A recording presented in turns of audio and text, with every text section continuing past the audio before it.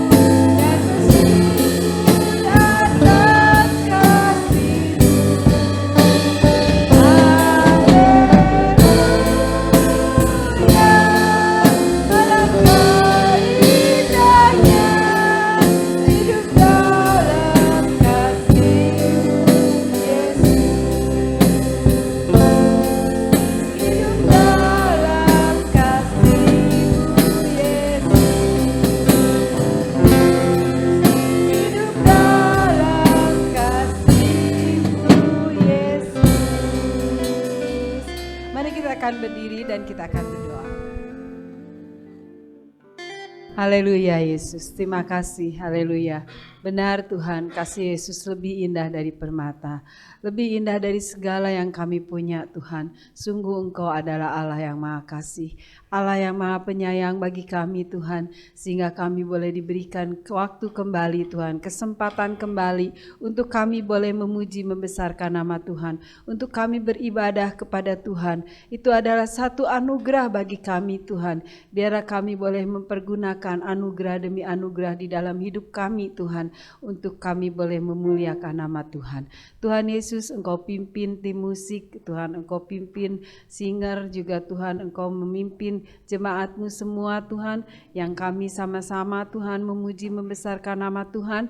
Terlebih Tuhan, nanti juga kami akan mendengarkan firman Tuhan, dan kami sangat bersyukur Engkau senantiasa akan berbicara, mau berbicara kepada kami. Biarlah Tuhan Engkau pimpin ibadah ini dari awal, pertengahan sampai akhirnya. Hadirat Tuhan hadir di tengah-tengah kami, Roh Kudus-Mu memenuhi kami Tuhan. Hati, pikiran dan jiwa kami kiranya Engkau sucikan, kuduskan, layakkan untuk kami masuk dalam hadirat-Mu.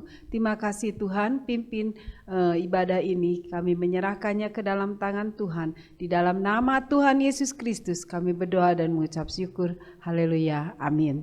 Kita akan nyanyikan bertemu dalam kasih-Nya. Kita bertemu di dalam kasih Yesus.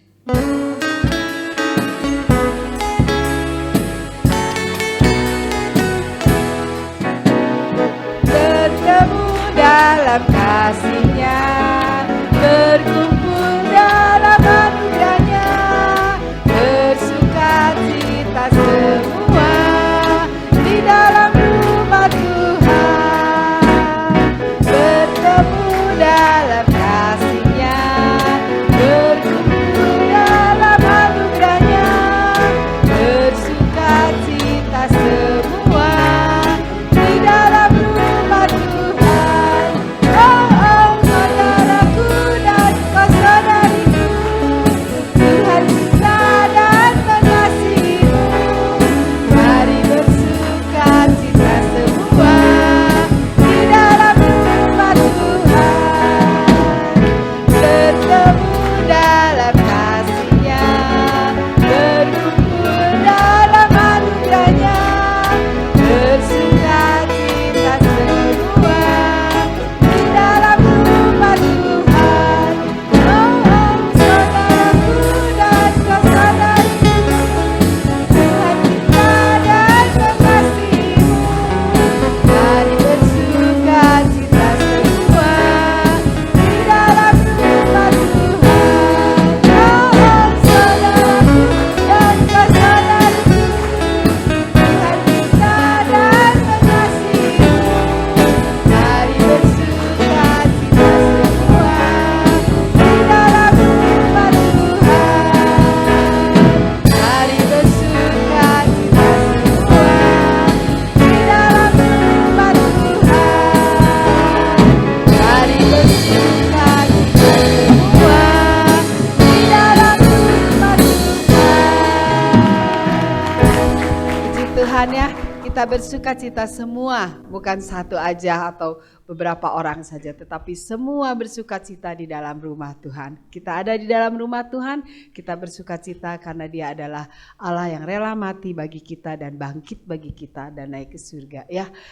Kita akan nyanyikan Dia mati bagiku.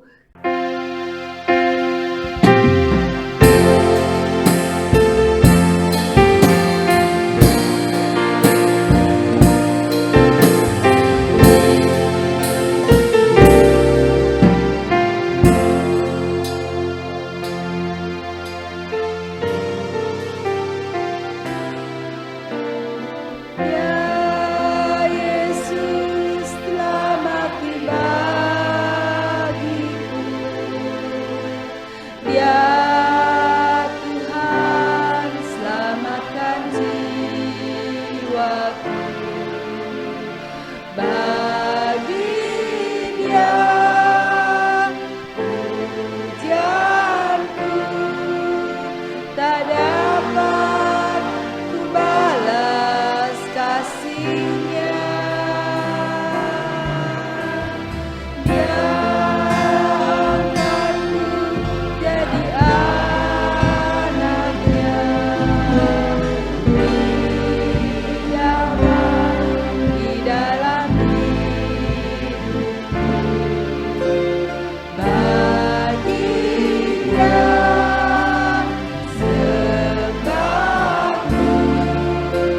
hanya Dia segalanya bagiku, bagi Dia. Bagi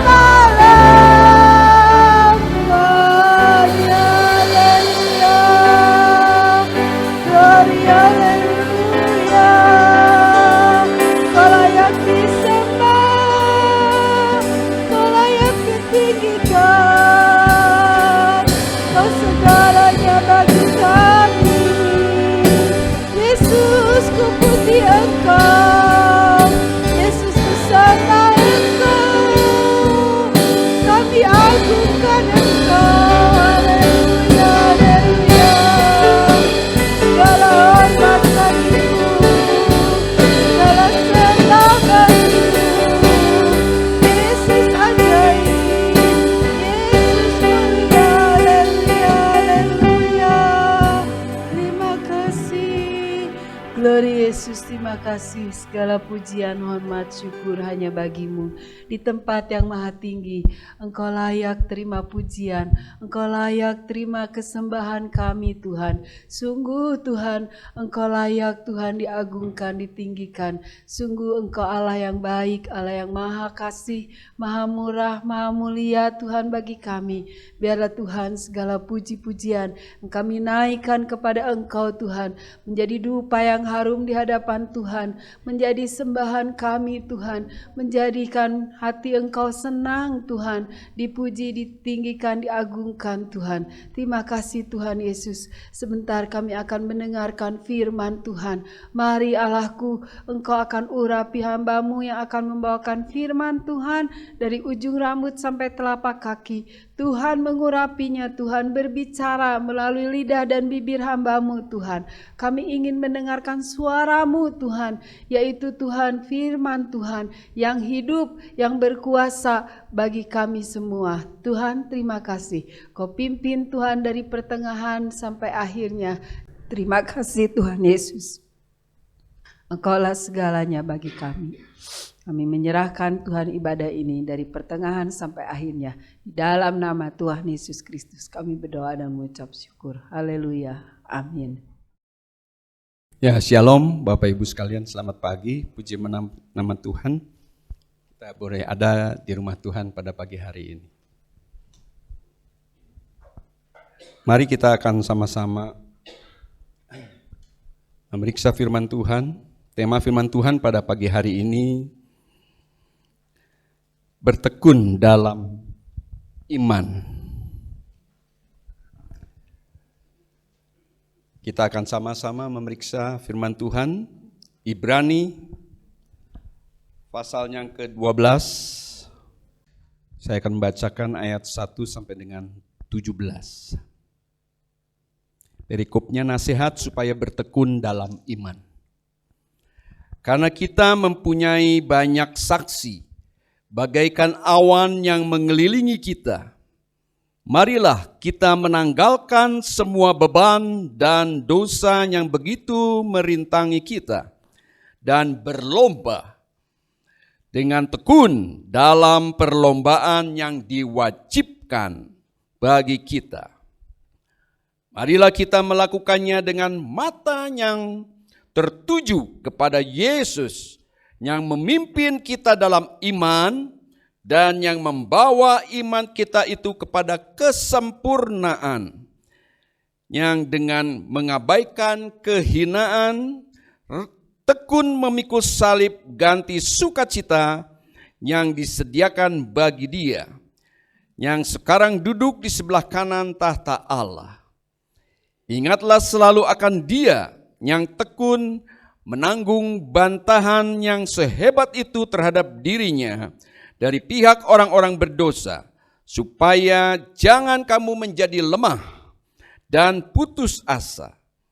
Dalam pergumulan kamu melawan dosa, kamu belum sampai mengucurkan darah. Dan sudah lupakah kamu akan nasihat yang berbicara kepada kamu seperti kepada anak-anak? Hai anakku, janganlah anggap enteng didikan Tuhan, dan janganlah putus asa apabila engkau diperingatkannya. Karena Tuhan menghajar orang yang dikasihinya, dan Ia menyesah orang yang diakuinya sebagai anak. Jika kamu harus menanggung ganjaran, Allah memperlakukan kamu seperti anak. Di manakah terdapat anak yang tidak dihajar oleh ayahnya? Tetapi jikalau kamu bebas dari ganjaran yang harus diderita setiap orang, maka kamu bukanlah anak, tetapi anak-anak gampang. Selanjutnya, dari ayah kita yang sebenarnya, kita beroleh ganjaran, dan mereka kita hormati. Kalau demikian, bukankah kita harus lebih taat kepada Bapa segala roh, supaya kita boleh hidup?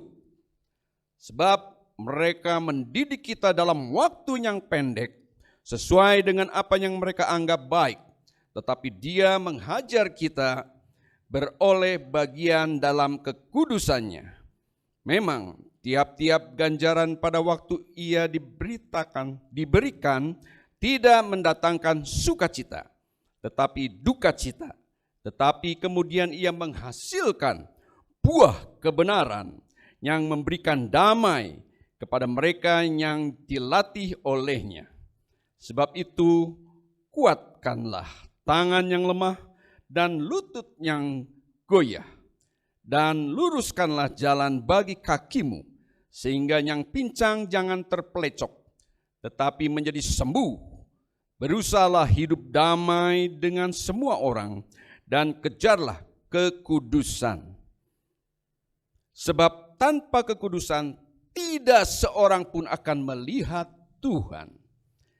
Jagalah supaya jangan ada seorang pun menjauhkan diri dari kasih karunia Allah, agar jangan tumbuh akar yang pahit, yang menimbulkan kerusuhan dan yang mencemarkan banyak orang. Janganlah ada orang yang menjadi cabul atau yang mempunyai nafsu yang rendah seperti Esau, yang menjual hak kesulungannya untuk sepiring makanan. Sebab kamu tahu bahwa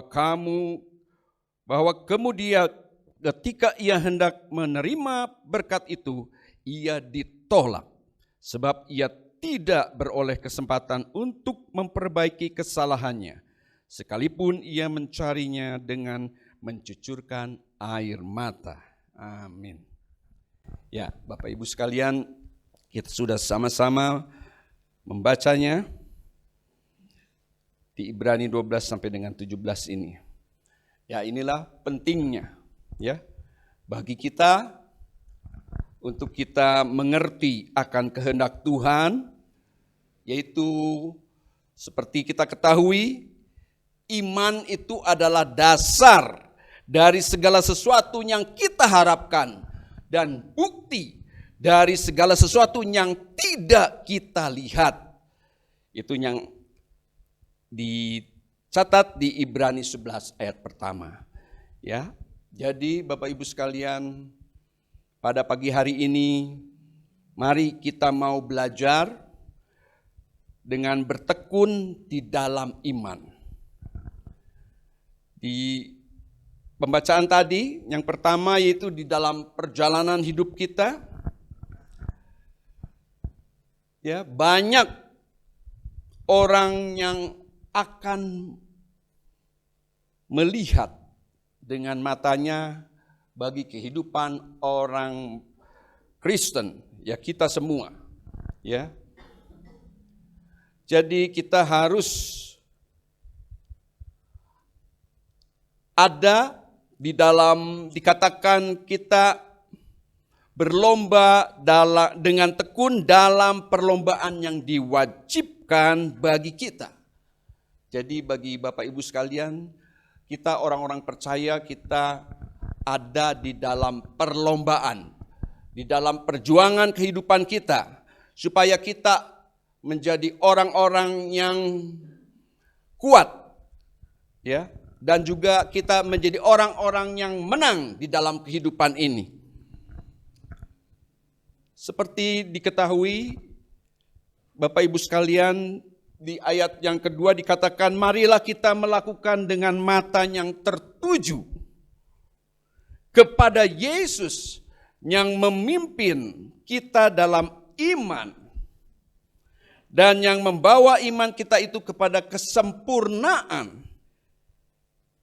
yang dengan mengabaikan kehinaan, tekun memikul salib, ganti sukacita yang disediakan bagi Dia yang sekarang duduk di sebelah kanan tahta Allah. Memang kita sebagai orang yang beriman dan percaya kepada Yesus Kristus sebagai Tuhan dan Juru Selamat kita, kita harus terus memperjuangkan iman kita ini. Jangan sampai iman kita ini melemah. Ya saudara sekalian, digambarkan di sini bahwa kepada kita semua sedang berlomba, ya saudaraku sekalian, kalau kita perhatikan seorang pelari di dalam lomba berlari, ya, seorang atlet lari itu dia harus memakai pakaian yang seringan mungkin, ya, supaya tidak membebani dirinya, ya, mungkin dengan singlet dan dengan short atau celana pendek. Sehingga dikatakan juga di sini kita di dalam perlombaan kita untuk kita membebaskan masalah dosa yang harus ditanggalkan di dalam kehidupan kita, sehingga tidak ada yang merintangi lagi saat kita dalam perjalanan hidup kita di dalam perlombaan ini. Seperti yang tadi saya katakan, seorang pelari pun, sehingga dia harus menghindarkan dari beban-beban yang berat. Saudaraku, dikatakan di ayat selanjutnya, ingatlah selalu akan Dia yang tekun menanggung bantahan yang sehebat itu terhadap dirinya dari pihak orang-orang berdosa, supaya jangan kamu menjadi lemah dan putus asa. Kita sendiri melihat bagaimana Yesus Kristus sendiri, ya, Dia harus menanggung salib di dalam kehidupannya. Bahkan Yesus Kristus sendiri tidak ada tempat untuk meletakkan kepalanya. Saudaraku, karena banyak sekali orang-orang berdosa yang menghina Dia, mencemooh Tuhan Yesus. Tetapi kita mengerti pada saat ini, untuk kita mengingat bagaimana pengorbanan Kristus. Dia sendiri yang telah memberikan teladan yang indah di dalam iman, yaitu dengan ketaatannya. Karena Dia mengalami penderitaan, Ia disesah, diolok, dihina. Bahkan ketika Dia boleh melayani orang-orang yang susah, orang-orang miskin, orang-orang berdosa, Dia dicemooh oleh para ahli Taurat. Saudaraku, bahkan akhirnya Yesus dibenci oleh umatnya sendiri. Dia sampai menderita, dicambuk, karena Dia harus taat untuk mati sampai di atas kayu salib di Golgota.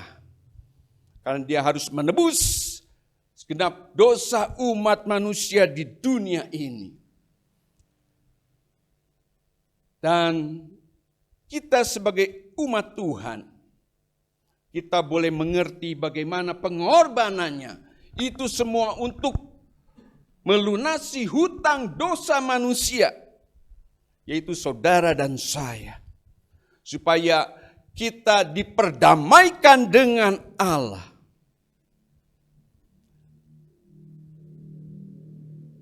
Kita melihat selanjutnya, di dalam pergumulan kamu melawan dosa, kamu belum sampai mencucurkan darah.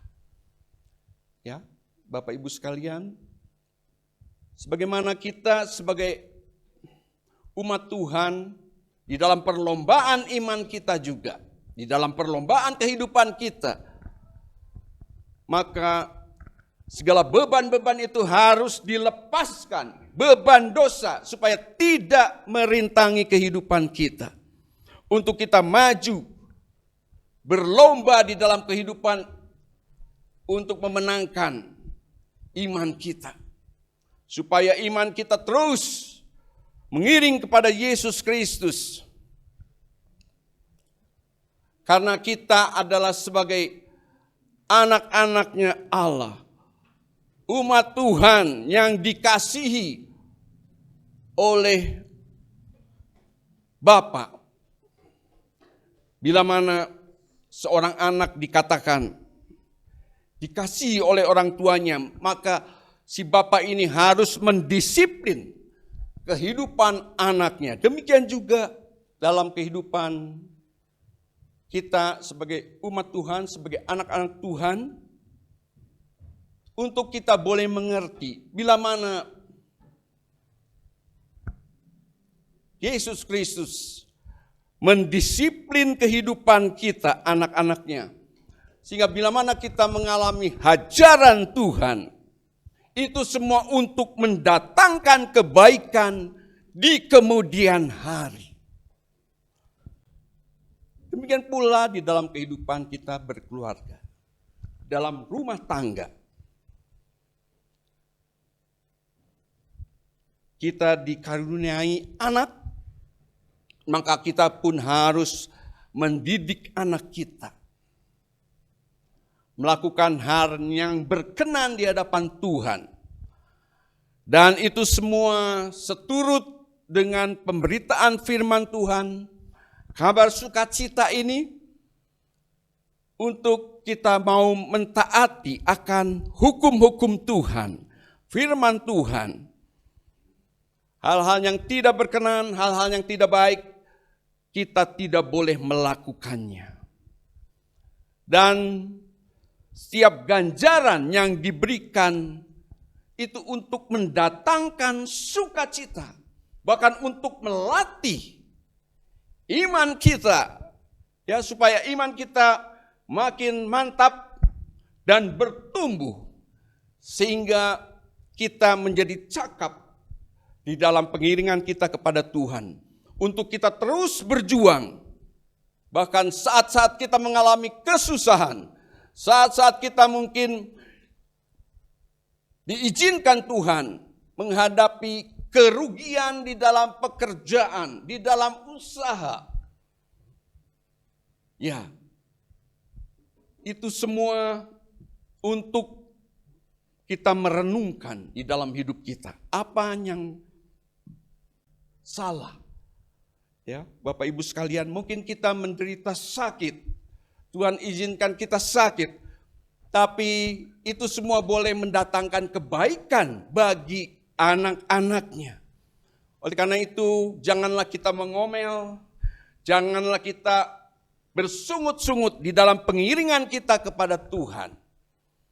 Karena iman kita harus terus bertumbuh. Dan Tuhan mendidik anak-anaknya, mendisiplin anak-anaknya, supaya kita menjadi umat Tuhan yang taat dan dengar-dengaran akan kebenaran firman Tuhan. Selanjutnya kita melihat bagaimana Allah juga berjanji bahwa Dia mendatangkan kebaikan dari semua penderitaan atau aniaya bagi orang-orang yang mengasihi Kristus Yesus. Karena kita mau mentaati akan perintahnya. Kita akan melihat salah satu contoh orang yang bertekun di dalam iman. Yaitu yang pertama Yusuf. Ya. Kita melihat bagaimana Yusuf di dalam keluarganya Bapak Yakub, ya, dia mempunyai banyak anak. Saudaraku sekalian, tetapi Yusuf ini adalah menjadi kesayangan daripada Yakub.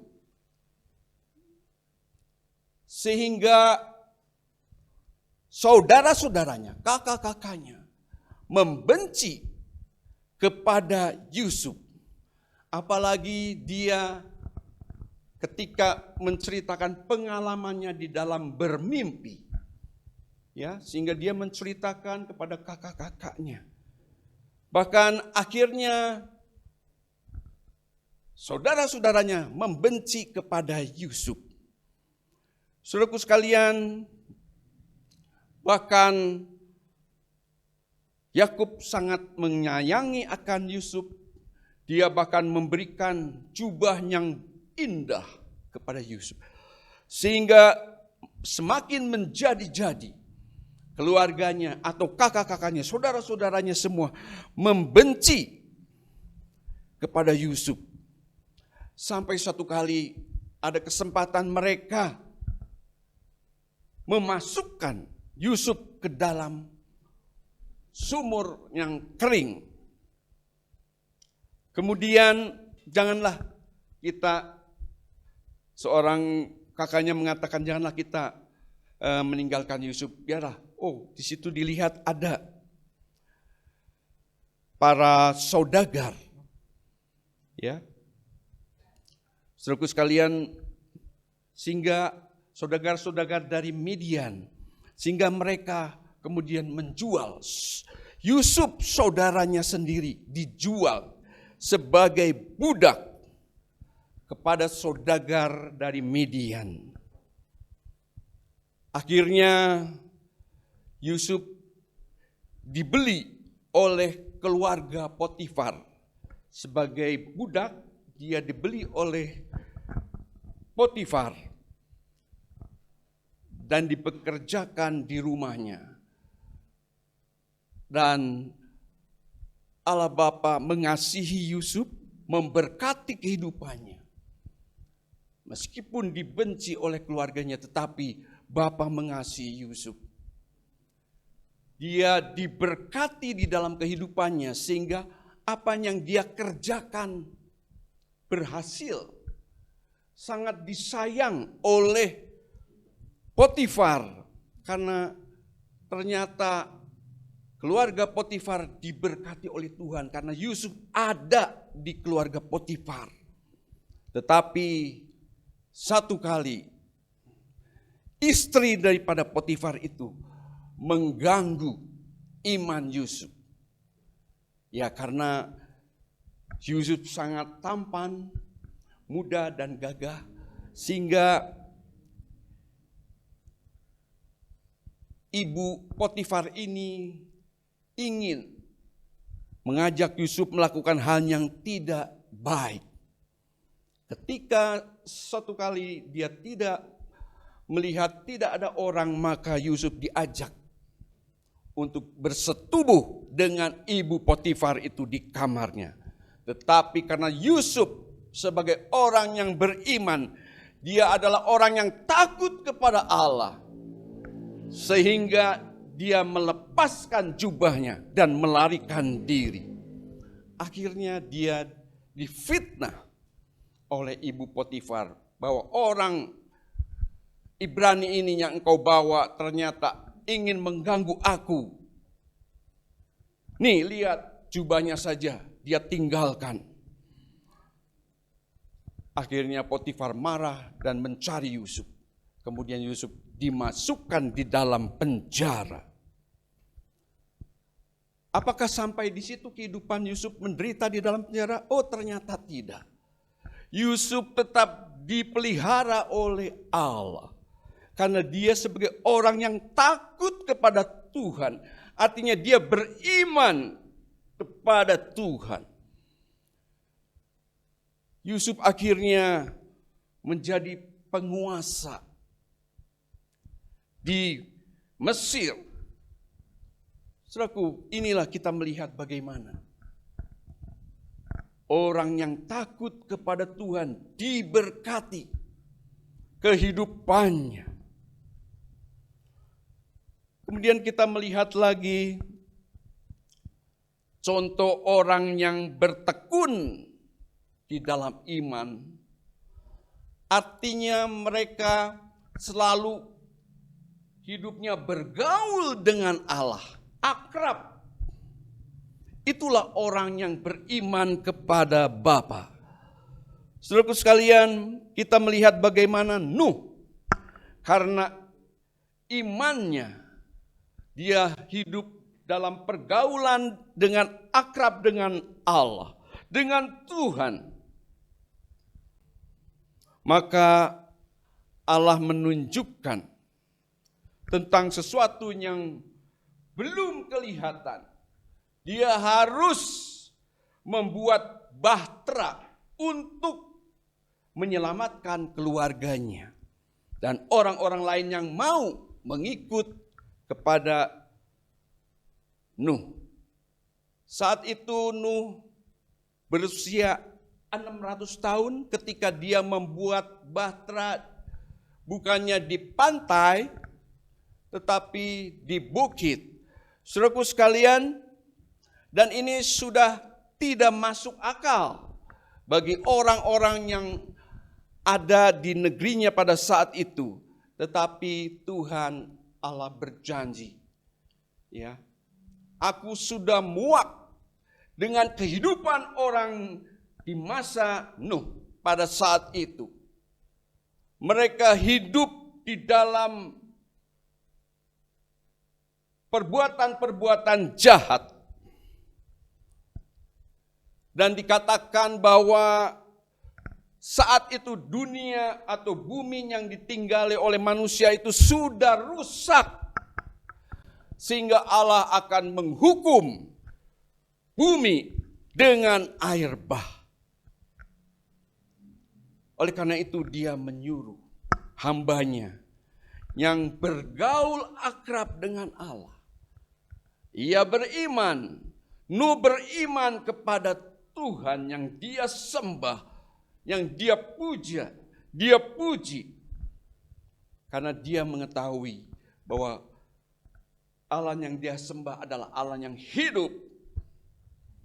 Sehingga apa yang diperintahkan oleh Tuhan, ia dengar-dengaran. Allah sangat mengasihi Nuh. Karena dia beriman kepada Tuhan. Keluarganya satu kali disuruh masuk, juga fauna atau hewan ternak berpasang-pasangan harus masuk di dalam bahtera yang ukurannya sangat besar itu. Dan Tuhan menghukum akan dunia. Karena dunia saat itu sudah rusak dengan orang-orang yang ada hidup di dunia, di bumi pada saat itu. Sehingga dia akan membasmi, menghukum orang-orang yang tidak percaya kepada Allah. Sehingga Tuhan membukakan semua mata air dan hujan pada saat itu selama 40 hari 40 malam. Sehingga semua di muka bumi ini mengalami tenggelam dari hujan yang lebat. Saudaraku sekalian, kita melihat di sini bagaimana orang yang bergaul karib dengan Allah, maka Allah akan selalu memberitahukan hal-hal yang baik. Dan dia akan membasmi, menghukum orang-orang yang sudah rusak, yang tidak taat kepada Allah. Kita melihat selanjutnya bagaimana seorang bapa yang bernama Henokh. Ya, karena imannya kepada Tuhan, ia tidak mengalami kematian di muka bumi ini. Tetapi ia hidup-hidup terangkat ke surga. Kita melihat lagi peristiwa bagaimana di dalam perjanjian lama, yaitu seorang nabi yang bernama Nabi Elia. Ia juga beriman kepada Tuhan, kepada Bapa yang dia sembah, dia puja. Dia taat, dia dengar-dengaran. Sehingga di zaman itu Nabi Elia bisa terangkat ke surga dengan dijemput oleh kereta berapi dan kuda berapi.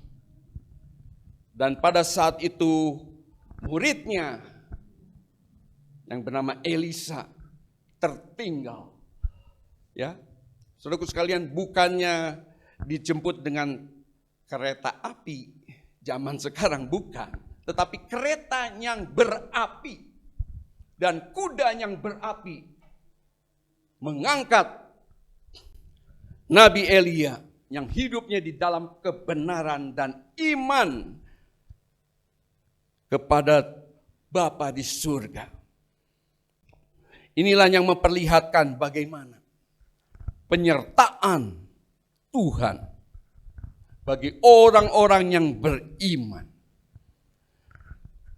Jadi Bapak Ibu sekalian, marilah kita mau belajar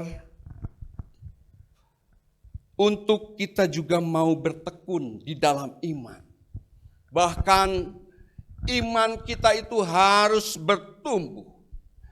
Iman kita itu harus berakar di dalam kehidupan kita.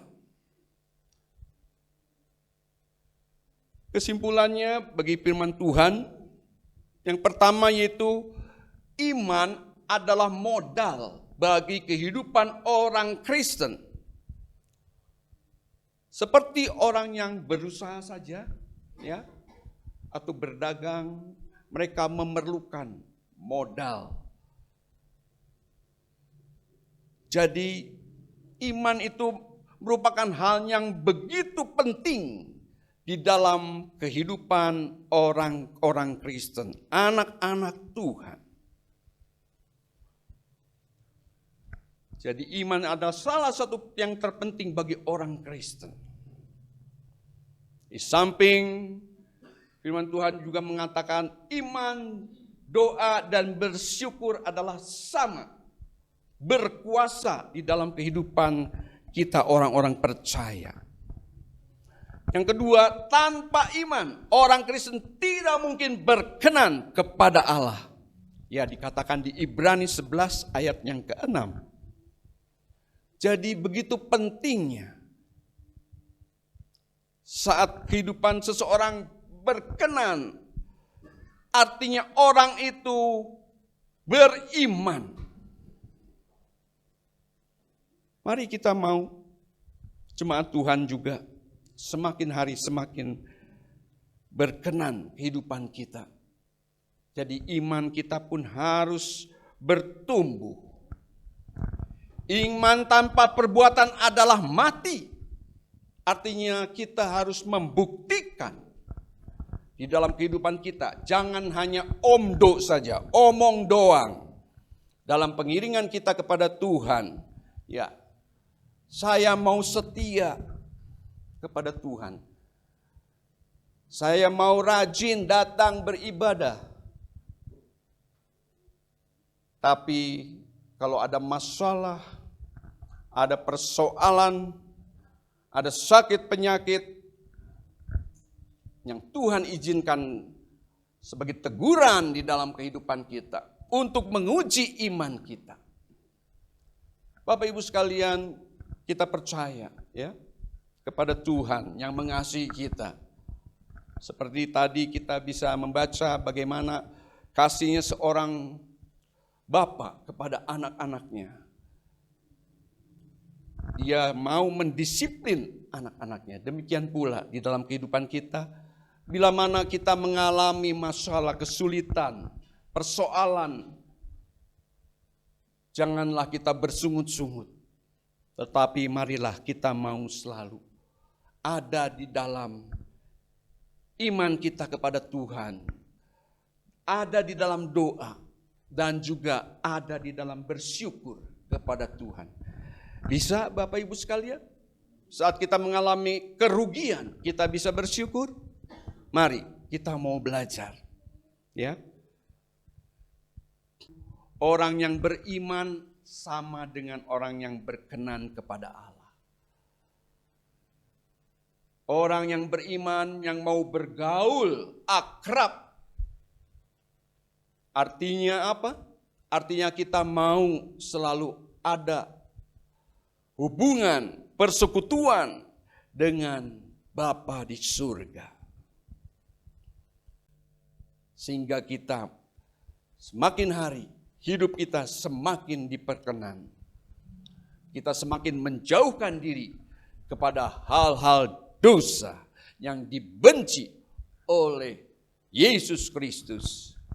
Tetapi Yesus Kristus mengasihi saudara dan saya. Mari Bapak Ibu sekalian, kita mau terus bertekun di dalam iman supaya kita mau mempercayai seluruh kehidupan kita kepada Tuhan.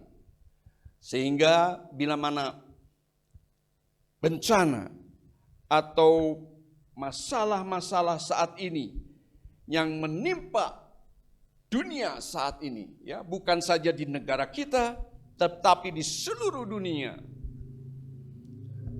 Ya, dengan sakit penyakit, COVID, ya, pandemi, dan akhirnya sekarang melebar, yaitu biaya hidup semakin mahal, semakin sulit di dalam kehidupan ini. Sehingga sembako, pendidikan, biaya rumah sakit meningkat. Mari kita mau selalu percaya, beriman kepada Tuhan, dan kita menggantungkan hidup kita kepada Tuhan. Dia akan mencukupkan segala kehidupan kita, bahkan pada hari-hari, saat-saat zaman sekarang ini. Dan ini semua menandakan sebentar lagi kedatangan Tuhan akan terjadi. Mari kita harus terus memperteguh iman percaya kita. Dengan jalan kita mau selalu bersekutu, ada di dalam rumah Tuhan, ada di dalam ibadah, ada di dalam doa, dan juga ada selalu di dalam ucapan syukur kita kepada Tuhan yang baik. Amin. Bapa Surgawi, kami bersyukur kepadamu. Tuhan sudah menyertai ibadah kami dari permulaan sampai dengan selesainya. Tuhan memberkati semua sidang Tuhan yang hadir dalam ibadah onsite di tempat ini. Anak-anak-Mu satu persatu ya Tuhan yang sudah melayani dan menyelenggarakan akan ibadah ini, Tuhan pakai kami semakin indah melayani Tuhan bersama dengan Kristus Yesus untuk selalu memuliakan dan membesarkan nama Tuhan. Berkati semua ya Tuhan, para aktivis gereja yang sudah menyelenggarakan ibadah ini, tambah-tambahkan hikmat marifat yang daripada-Mu, sehingga kami semakin mengasihi Tuhan, semakin bersemangat untuk tetap setia melayani Tuhan. Bapa, kami juga berdoa untuk teman-teman kami, saudara-saudara kami yang mungkin saat ini terganggu kesehatannya, dia berada di rumah, Tuhan sendiri yang menjamah tubuh mereka ya Tuhan, yang sakit Tuhan jamah berikan kesembuhan dan pemulihan. Yang ada di dalam masalah persoalan, Tuhan bukakan jalan keluarnya. Sekalipun kami mungkin ada di dalam kekurangan secara finansial, Bapa, Engkau Maha Kaya, Engkau akan memberkati kehidupan kami dengan berkecukupan. Terima kasih Tuhan. Kami juga berdoa untuk pemerintah baik di pusat maupun di daerah, Tuhan menolong dalam mengatasi setiap masalah dari presiden, para menteri, gubernur, wali kota, camat, Polri, TNI, ya Tuhan kami semua dapat melindungi negara, dijauhkan dari gangguan, mara bahaya. Bapa, kiranya Engkau memberkati semua bangsa Indonesia, dari Sabang sampai Merauke. Terima kasih Tuhan.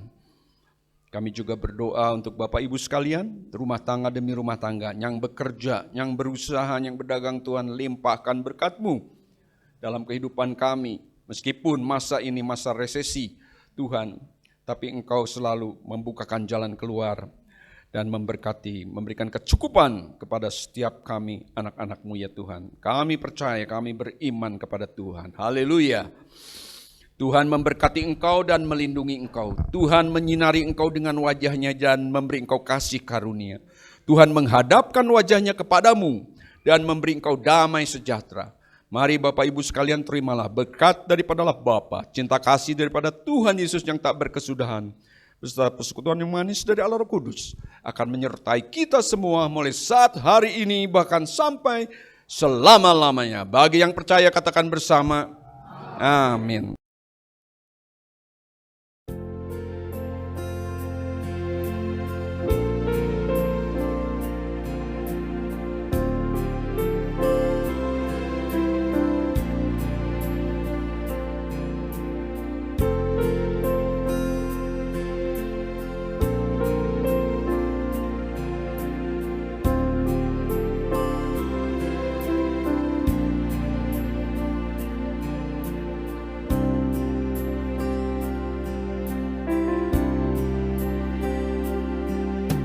Tiada pernah ku ragukan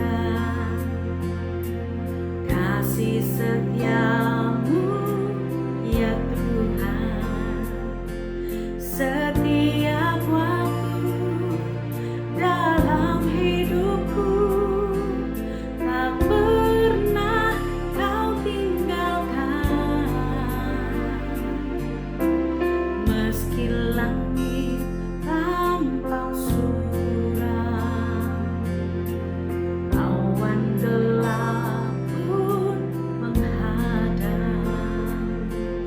Hadapi badai, lewati gelombang, tak pernah kau tinggalkan diriku.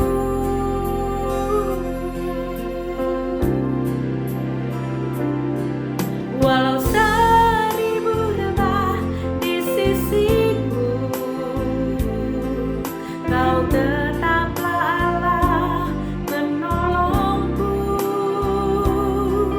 Walau 10.000 rebah di kananku, takkan ku goyah sebab Yesus sertaku.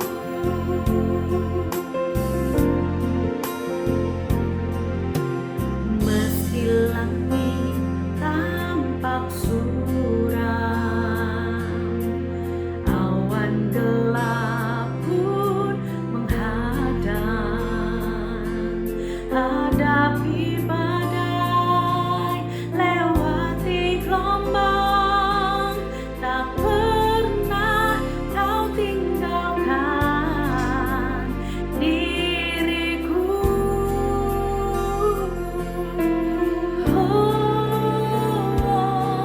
Walau 1000 rebah di sisiku, kau tetaplah Allah penolongku. Walau 10.000 rebah di kananku, takkan ku goyah sebab Yesus sertaku. Walau 1000 rebah di sisiku, kau tetaplah Allah penolongku. Walau 10.000 rebah di kananku, takkan ku goyah sebab Yesus sertaku.